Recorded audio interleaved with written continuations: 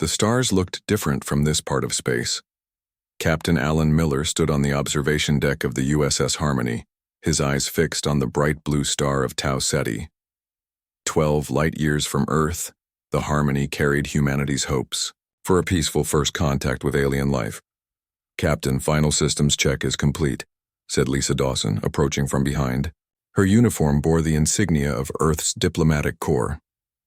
"We're ready to broadcast our arrival message on all frequencies." Alan nodded. "This is it then. Humanity's first official handshake with the stars." The year was 2157, after decades of year. Listening to the cosmos, strange signals from Tau Ceti had confirmed what many had long suspected. Humans were not alone in the universe. The United Earth Space Agency had spent 3 years preparing this mission, selecting the best crew, and building the Harmony as a symbol of peaceful intentions. "Any word from Dr. Martinez?" Alan asked, turning away from the view. "He's in the lab, still analyzing the signal patterns. Says he wants to double-check his translations before we make contact," Lisa replied. The ship's intercom buzzed. "Captain, to the bridge. We're approaching the designated coordinates." Alan and Lisa walked briskly through the ship's main corridor. Crew members they passed looked both excited and nervous. Everyone understood what was at stake. On the bridge, Officer Nancy Parker sat at the communications station, her fingers moving quickly across the control panel. "Captain, I'm picking up a directional signal. Something's approaching." Alan settled into his command chair. On screen, the main display flickered to life, showing a sleek vessel with an unusual design, smooth curves and surfaces that seemed to shimmer with an inner light. It was clearly not of human origin. "That's beautiful," Lisa whispered. "Broadcast our greeting message. All frequencies," Alan ordered. Nancy nodded. "Broadcasting now." The bridge fell silent as they waited. Seconds stretched into minutes. "Captain, we're receiving a response," Nancy finally announced. "It contains visual data and what appears to be language patterns consistent with the signals we've been studying." "Route it to Dr. Martinez and put it on screen," Alan said. The display changed to show a reptilian face with emerald scales and large, intelligent eyes. The creature spoke, its words translated by the ship's computer with a slight delay. "Greetings, humans of Earth. We are the Zeltari. We welcome you to our system and are pleased to establish peaceful relations between our peoples." A collective breath of relief swept through the bridge. "I am Captain Alan Miller of the United Earth Space Agency vessel Harmony," Alan responded. "We come in peace and friendship, hoping to learn about your civilization." The Zeltari figure bowed slightly. "I am Ambassador Zothkral. We have prepared a receiving area for your vessel. Please follow our guidance beacon." Over the next hours, the Harmony was directed to a space station orbiting the 4th planet in the Tau Ceti system. The structure was massive, easily 10 times the size of Earth's largest orbital platform. Dr. Greg Martinez joined Alan and Lisa in the briefing room. A worried look crossed his face as he placed his tablet on the table. "Something doesn't add up," Greg said, showing them his data. "I've been analyzing their language patterns against their behavior. There are discrepancies." "What kind of discrepancies?" Alan asked. Greg pointed to several charts. "Their language contains many words for conquest and domination, far more than seems necessary for a peaceful species. And their questions about our ship focus too much on our defensive capabilities." Lisa frowned. "That could just be caution on their part. First contact is delicate for both sides." "Maybe," Greg said. "But watch this recording from their tour of our medical bay." The screen showed a Zeltari visitor discreetly taking scans of human crew members when they weren't looking. "They're gathering data on our biology," Greg explained. "More than would be needed for simple medical compatibility." Alan's expression darkened. "Keep this between us for now. I don't want to jeopardize the mission based on suspicions but increase security protocols. No access to sensitive areas, and all crew members should travel in pairs." 3 days into the mission, the Harmony hosted a formal dinner for the Zeltari delegation.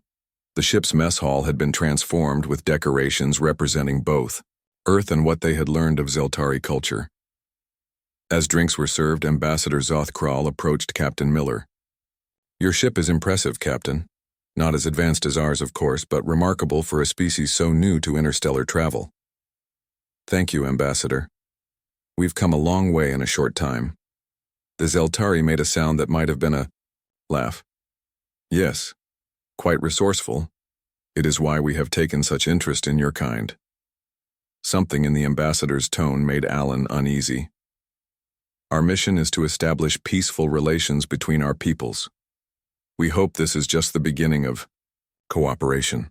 Oh, there will certainly be a relationship between our species, Zothkral replied, though perhaps not the one you imagined. Before Alan could respond, Nancy Parker approached quickly, her face pale. Captain, excuse the interruption, but I need to speak with you immediately, she said. They stepped away from the reception. Nancy's voice dropped to a whisper. Sir, I've intercepted communications between their vessels. They're encrypted, but I managed to break part of the code. They're discussing weapon systems and something called Species Acquisition Protocol. Alan's blood ran cold. How certain are you about this? Very certain, sir. There's more. They're planning something and it's happening soon. Alan glanced, back at the reception where Lisa was speaking with several Zeltari officials. Find Security Chief Ross immediately. Tell him to quietly move his team into position. Then alert Dr. Martinez to prepare the emergency protocols we discussed. As a cue, Nancy slipped away. Alan returned to the reception with a forced smile. He needed to warn Lisa without alerting the Zeltari. He never got the chance. Ambassador Zothkral raised a hand, and all the Zeltari visitors suddenly touched devices on their wrists. A high-pitched sound filled the room, causing the humans to wince in pain. Captain Miller, the ambassador announced loudly, we thank you for this opportunity to study human capabilities. Your cooperation has provided valuable data for our conquest. The ship's lights flickered as an electromagnetic pulse swept through the systems. What is this? Alan demanded, reaching for his communicator only to find it dead. This is the true purpose of our meeting, Zothkral said calmly. Your peace mission has given us everything we need to know about humanity's defenses and weaknesses. Your ship is now disabled, and your crew will become the first of many humans to serve the Zeltari Empire.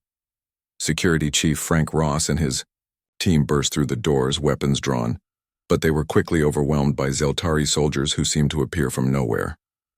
In the chaos, Alan grabbed Lisa's arm. We need to get to the escape shuttles now. As alarms finally began to sound throughout the ship, they ran through corridors already filling with smoke. The Harmony was under attack, and humanity's first contact had just become humanity's first interstellar war. Smoke filled the corridors of the USS Harmony as Captain Alan Miller and Lisa Dawson ran toward the escape shuttles. Explosions shook the ship, and the emergency lights cast eerie red shadows on the walls. Behind them, they could hear the sounds of fighting as Security Chief Frank Ross and his team tried to hold off the Zeltari attackers. This way, Alan said, pulling Lisa around a corner. They nearly collided with Dr. Greg Martinez, who was helping a wounded crew member. Captain, the aliens have taken the bridge, Greg reported, his face streaked with soot. They've got some kind of technology that shuts down our weapon systems. We need to get to the shuttles, Alan said. Gather anyone you can find on the way. As they moved through the ship, they collected 6 more crew members, including Engineer Paul Wright, who had been working in the engine room when the attack began. They targeted our main power systems first, Paul explained as they ran. But they were careful not to damage the ship too badly. I think they want to capture it intact. When they reached the shuttle bay, they found 2 Zeltari guards standing. Watch. The aliens were tall, their green scales gleaming under the emergency lights. They carried weapons unlike anything the humans had seen before. Frank Ross, who had caught up with the group, motioned for everyone to stay back. He picked up a piece of broken metal piping and threw it across the room. The noise distracted the guards long enough for Frank to rush them. Despite his bravery, one of the Zeltari struck him with a powerful blow that sent him flying across the room. Alan grabbed a fire extinguisher from the wall and sprayed it directly at the aliens. The cold chemicals seemed to disorient them, their reptilian bodies slowing in the sudden temperature drop. Now, Alan shouted. Paul and two other crew members tackled the confused guards. They managed to knock the aliens unconscious after a brief struggle. "Get Frank," Alan ordered as he entered the code to open the nearest shuttle. The door slid open with a hiss. The small group dragged the injured security chief into the shuttle. Greg checked his pulse. "He's alive but badly hurt," Greg said. Lisa took the pilot's seat while Alan helped the others secure Frank. Through the viewport, they could see more Zeltari troops entering the shuttle bay. "Hold on," Lisa warned as she fired up the engines. The shuttle lifted off just as the aliens began firing at them. The small craft shuddered as it took several hits, but Lisa managed to guide it out of the bay and away from the Harmony. Through the rear viewport, they could see their ship now surrounded by 3 larger Zeltari vessels. "Set course for Earth," Alan ordered, taking the co-pilot seat. "Maximum speed." "The main drive is damaged," Lisa said, her fingers flying over the controls. "We won't make it at normal speed." Paul pushed forward from the back of the shuttle. "The emergency FTL drive is still working. It's designed for 1 jump only, but it should get us close enough to Earth for our distress signal to reach them. Do you?" "It," Alan said. As Paul prepared the emergency drive, Greg moved to one of the sensor stations. His face paled as he studied the readings. "Captain, they've placed something on our hull, some kind of device." Alan looked at the sensor display. A small object was attached to the outer shell of their shuttle. "Could be a tracker," he said grimly. Lisa looked up from the controls. "If it is, they'll know the location of Earth." The thought hung heavy in the air. Humanity had kept the exact coordinates of Earth secret during the initial contact, sharing only general information about their home system as a precaution. "We can't risk it," Alan decided. "Paul, can you access the exterior maintenance robot?" The engineer nodded. "I think so, but it will take time." "Time we don't have," Lisa said, pointing to the long-range scanners.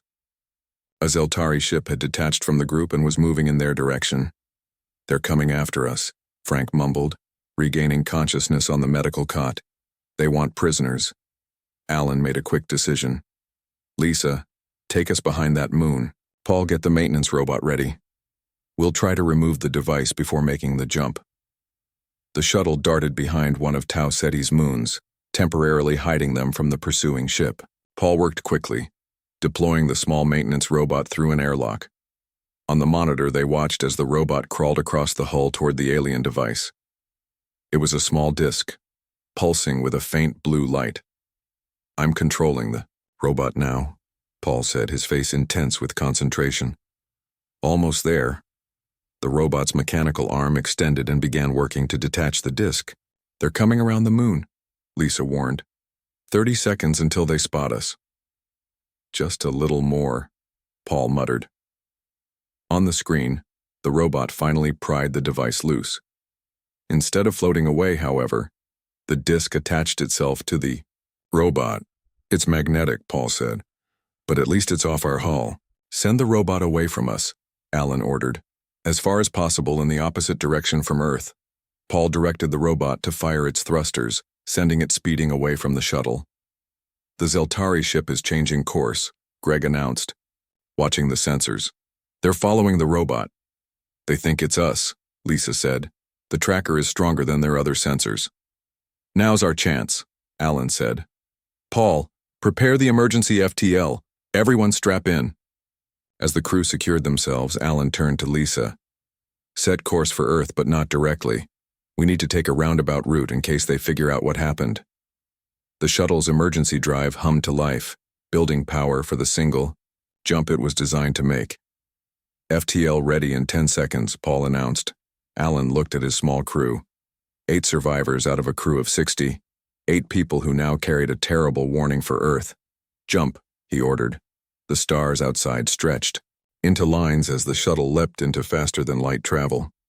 The violent entry into FTL rocked the small craft, causing systems to short out and panels to spark. When they emerged back into normal space, the shuttle was darker, running on emergency power only. Through the viewport, they could see the familiar stars of Earth's neighborhood, but they were still several days away at sublight speed. "Communications?" Alan asked. Lisa checked the systems. Long-range comms are down. We'll need to get closer before we can send a message. Greg moved to stand beside Alan, his voice low so the others couldn't hear. Captain, even if we destroyed the tracker, the Zeltari know we escaped. They have to assume we're heading for Earth. Alan nodded grimly. And their ships are faster than anything we have. If they choose to follow us, how long would it take them to reach Earth? Lisa asked, joining the conversation. Alan calculated quickly. Based on what we saw of their technology, maybe 2 weeks, 3 at most.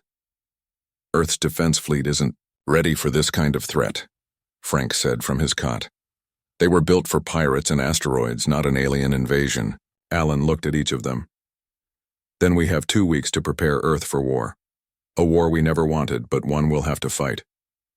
Outside the viewport, the distant sun of their home system shone like a beacon, drawing them home with a warning that would change human history forever. 5 days after their escape from the Zeltari, the damaged shuttle limped toward Earth's outer defense perimeter. The small craft had suffered greatly during its emergency FTL jump. Life support systems were failing, and the air inside had grown stale and thin. Captain Alan Miller sat beside Lisa Dawson at the controls, both of them tired and weak from limited oxygen. In the back, Dr. Greg Martinez tended to Frank Ross, whose condition had worsened during their journey.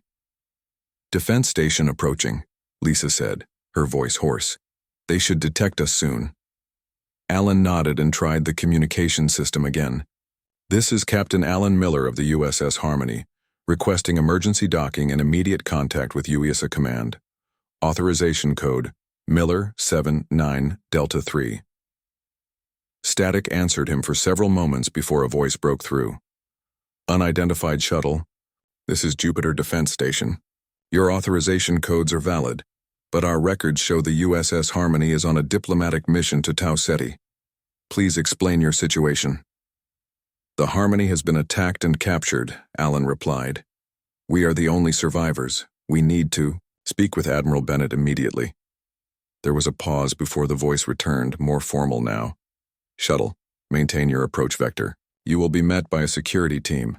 Do not deviate from your course. 2 small defense vessels appeared on their sensors, moving to escort them to the station. They don't seem very welcoming, Paul Wright observed from his seat. One shuttle returning. From humanity's most important diplomatic mission? I'd be suspicious too, Alan said. When they docked at the station, they were greeted by armed security officers who escorted them to a quarantine area. Medical staff immediately began treating Frank and checking the others for injuries or alien contamination. It was 3 hours before Admiral Olivia Bennett arrived. She was a tall woman with steel-gray hair and eyes that missed nothing. She waited until the medical team cleared them before entering the room. Captain Miller, she said, her voice cool. I understand you have a serious report to make. Alan stood, despite his exhaustion. Admiral, the Zeltari attacked us without warning. They planned it from the beginning. The peace mission was a trap to learn about our defenses and technology. These are serious accusations, Admiral Bennett replied. I need more than your word. Lisa stepped forward. We have data, Admiral. Dr. Martinez managed to download some of their communications before we escaped. Greg produced a data chip from his pocket. It's all here. Their plans, their fleet movements, even some of their weapon specifications. Admiral Bennett took the chip and inserted it into her tablet. As she reviewed the data, her expression darkened. How long do we have? She asked, looking up. 2 weeks, maybe less, Alan answered. Their ships are faster than ours. They know where Earth is now. Admiral Bennett nodded once, her decision made. Come with me.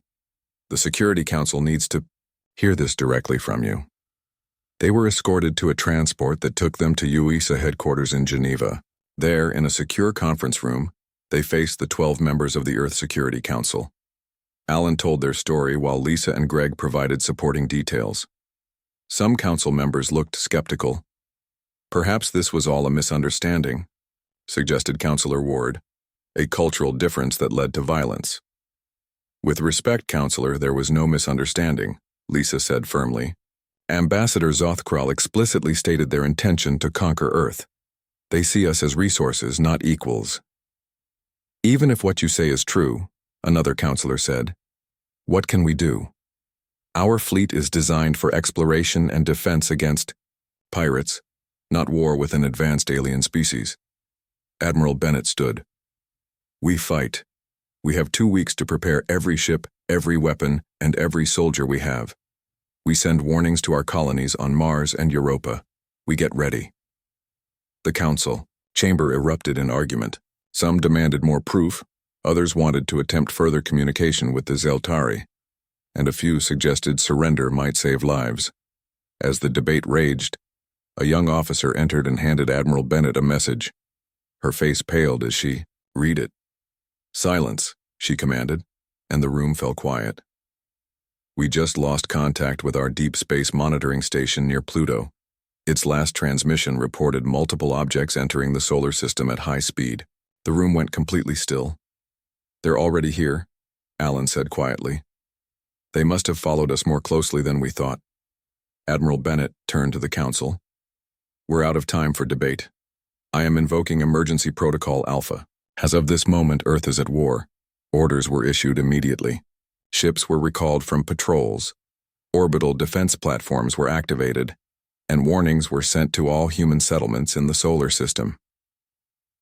In the hours that followed, Alan and his crew were debriefed more thoroughly by military intelligence. Greg and Paul were sent to work with Earth scientists to develop countermeasures against Zeltari technology, while Lisa was assigned to a communications team tasked with deciphering more of the alien language and codes. Alan found himself in Admiral Bennett's office, studying tactical displays showing the approaching Zeltari fleet. 8 ships, the Admiral said, pointing to the screen. Much larger than anything we have. They're designed for conquest, Alan replied. The harmony was nothing to them. Tell me something, Captain. In your time with them, did you notice any weaknesses? Alan thought carefully. They're methodical, precise. Every action seemed planned in advance. When we surprised them, like in our escape, they were slower to react. So, they might not adapt well to the unexpected. Admiral Bennett mused. It's not much, but it's something, Alan said. The Admiral nodded. Sometimes something is all we need. She pointed to another display showing Earth's defensive capabilities. We have 47 combat-ready ships, 15 orbital platforms, and ground-based defenses on Earth and Mars. Not what I'd want for a war, but we'll make it work. Alan studied the display. The Zeltari will expect us to defend Earth directly. They don't know much about our colonies or outer system installations. A trap, Captain. Are you suggesting we use our own worlds as bait? No, Admiral. I'm suggesting we fight in ways they won't expect. Their technology is superior, but their thinking is rigid. Humans have been surprising each other in battle for thousands of years. It's time we showed the Zeltari what that means. For the first time since they met, Admiral Bennett smiled. I like the way you think, Miller. She touched a control on her desk. Security, bring in Dr. Martinez and Engineer Wright. We have plans to make. As Alan waited, he looked out the window at the peaceful Earth below. Soon that peace would be shattered by an enemy that had never known defeat. But they had never faced humans before either. The first shots of humanity's first interstellar war would soon be fired. Alan knew many would die in the coming days, but as he watched more ships rising from Earth to join the defense fleet, he felt something he hadn't expected. Hope. Humanity hadn't asked for this war, but now that it had come, they would fight with everything they had. 3 days after the warning reached Earth, the Zeltari fleet entered the inner solar system. They moved with purpose, bypassing the outer planets and heading straight for the heart of human civilization. From the bridge of the UESA Defender, Admiral Olivia Bennett watched the tactical display with Captain Alan Miller at her side. The Defender was Earth's newest and most powerful warship, but it was still small compared to the massive Zeltari vessels. They're splitting their forces, Alan observed, as the alien fleet divided. 3 ships headed for Mars, 2 for the Jupiter moons, and 3 coming directly to Earth. Admiral Bennett nodded grimly. Exactly as we predicted. They want to take all our colonies in one sweep.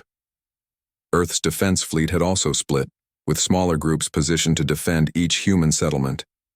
It wasn't enough, and everyone knew. First contact in 5 minutes, a tactical officer announced. All ships, battle positions, Admiral Bennett ordered. Remember the plan. Let them make the first move, then react according to your assigned patterns. On the main view screen, they could now see the approaching Zeltari ships.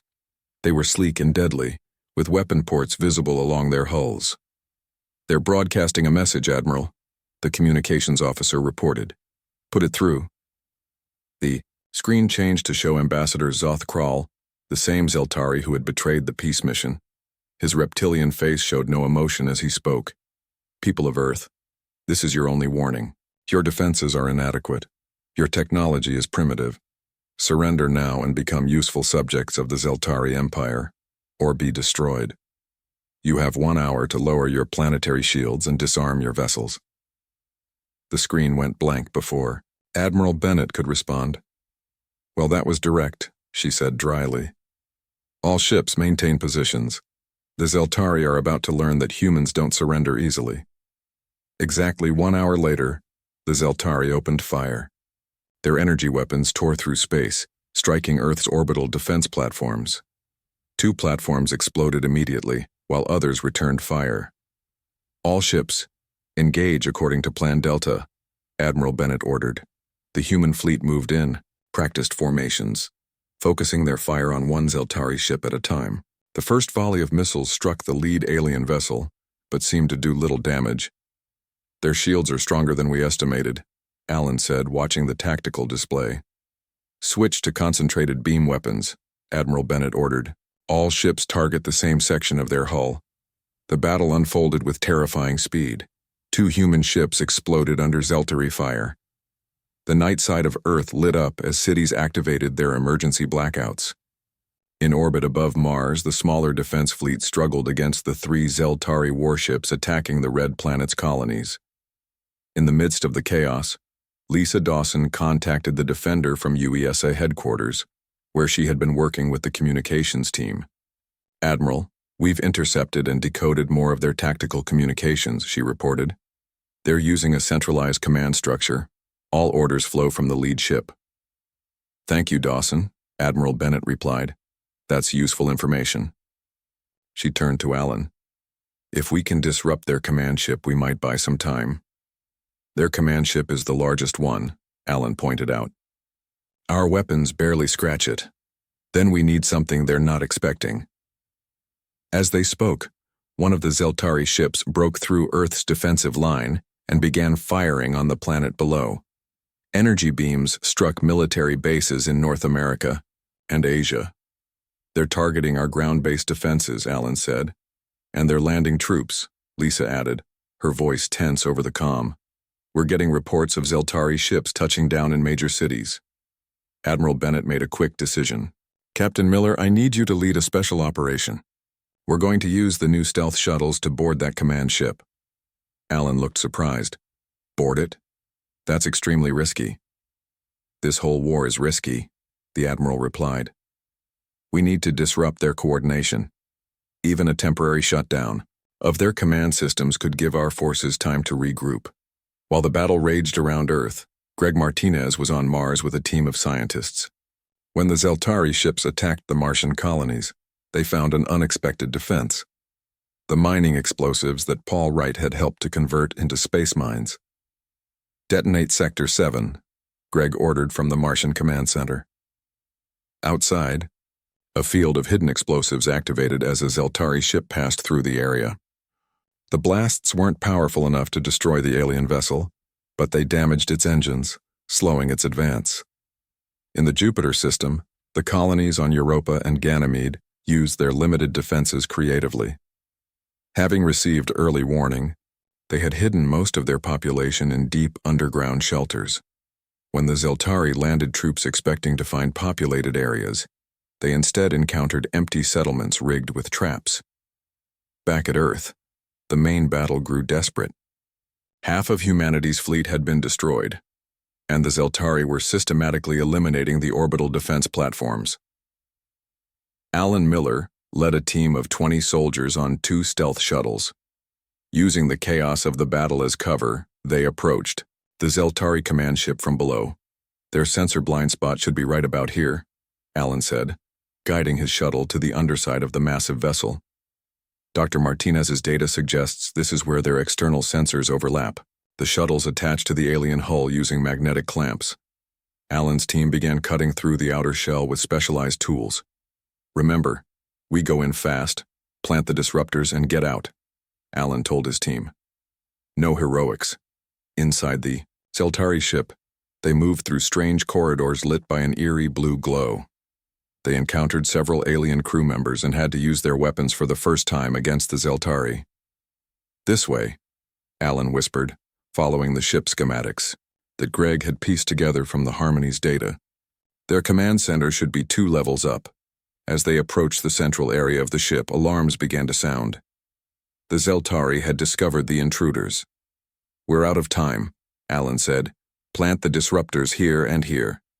He pointed to key junction points in the ship's power system. The soldiers quickly attached small devices to the walls. These were Greg's creations, designed to emit an electromagnetic pulse that would temporarily disable Zeltari technology. All charges set, reported one of the soldiers. Fall back to the shuttles, Alan ordered.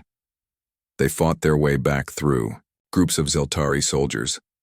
Several humans fell in the retreat, but most made it back to the shuttles. As they detached from the hull, Alan activated the disruptors by remote.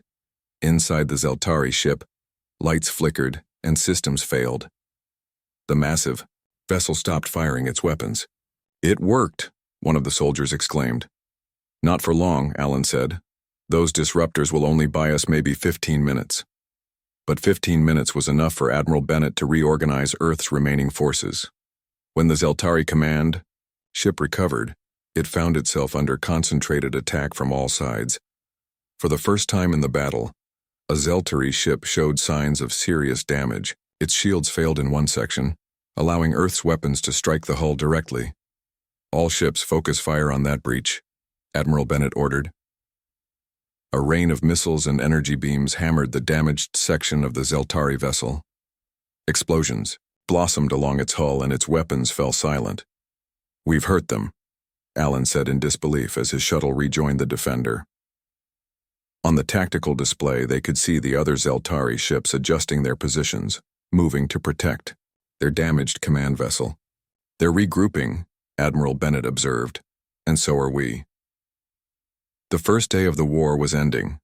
Earth had survived, but the battle was far from over. The Zeltari had established ground forces in several locations, and the fighting on Mars and the Jupiter moons continued. But humanity had proven one thing: they would not be conquered easily. The war had just begun, and Earth was learning how to fight back. 6 weeks into the war, Earth was wounded but not defeated. The Zeltari controlled parts of major cities, but humans fought back with growing skill and determination. Every day, resistance groups struck at alien patrols and installations, then melted away before reinforcements arrived. Captain Alan Miller led one such group in what had once been Chicago. His team moved through the ruins of downtown, careful to avoid Zeltari sensors. With him were Lisa Dawson and 5 other fighters, all carrying the new weapons developed by human scientists. The command center should be just ahead, Alan said, checking a hand-drawn map. Remember, we need to plant the disruptors and get out quickly. No unnecessary risks. They approached a tall building that the Zeltari had converted into a regional headquarters. 2 alien guards stood at the entrance, their scaled skin gleaming in the morning light. Lisa raised her weapon, a modified rifle that fired concentrated bursts of water vapor. Ready when you are. The discovery that water vapor was toxic to Zeltari physiology had been a turning point in the ground war. Engineer Paul Wright had made this discovery 3 weeks earlier while analyzing samples from captured aliens. The Zeltari breathed through their skin as well as lungs, and water vapor in concentrated form disrupted this process. Alan nodded, and Lisa fired twice. The guards dropped without making a sound as the vapor cloud enveloped them. Move in, Alan ordered. The team entered the building and made their way to the central communications array. While 2 fighters stood guard, The others planted disruptors designed to interfere with Zeltari communications. These devices, created by Dr. Greg Martinez, broadcast false orders on Zeltari frequencies, creating confusion among their forces. Charges set, one of the fighters reported. 3 minutes until activation. Let's get out of here, Alan said. They were halfway to the exit when a Zeltari patrol rounded the corner. Both groups froze for a split second before the shooting started. The humans ducked behind cover as alien energy weapons scorched the walls around them. We need to move now or we'll be trapped, Lisa warned, firing her vapor rifle to create a defensive cloud. Alan pointed to a side corridor. This way. There should be a service exit. They ran through the building, the sounds of Zeltari troops following close behind. When they reached the service door, they found it locked. Cover me, one of the fighters said, pulling out a small, explosive charge. He placed it on the door lock and stepped back. Fire in the hole. The small explosion blew the lock apart. They pushed through the door just as the first Zeltari rounded the corner behind them. Outside, they split up and disappeared into the ruins of the city, regrouping at their hidden base an hour later. Mission accomplished, Alan reported over a secure channel to Admiral Bennett. Disruptors are active in Sector 7. Good work, Captain, the Admiral replied. The same operation is being carried out in 20 other locations around the world. The Zeltari won't know which orders are real anymore. Across the solar system, humanity was fighting back with growing effectiveness. On Mars, Greg Martinez had developed a system to interfere with Zeltari environmental suits, making it harder for them to operate in the thin Martian atmosphere. The colonists had reclaimed 2 of their settlements and were pushing the aliens back. In orbit around Earth, the space battle continued. Human ships, though fewer in number, had become adept at hit-and-run tactics that confused the methodical Zeltari. Admiral Bennett had turned civilian vessels into improvised warships, arming them with whatever weapons could be salvaged from destroyed craft. The Zeltari flagship is moving into position, a tactical officer reported to Admiral Bennett aboard, the Defender. The Admiral's ship now bore the scars of multiple battles with hastily repaired hull breaches visible along its side. They're preparing for another assault on our defensive line, the Admiral observed. Are the modified drones ready? Yes, Admiral. All 50 units are in position. These drones were another of Paul Wright's innovations, small, unmanned craft, loaded with water vapor bombs.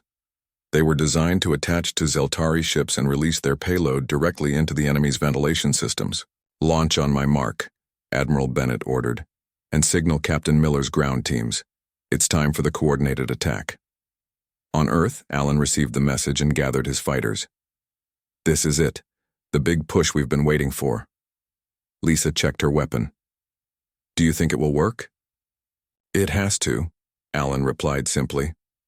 Across the planet, resistance teams moved into position near Zeltari strongholds. In space, the drone swarm activated, racing toward the alien fleet from hidden positions.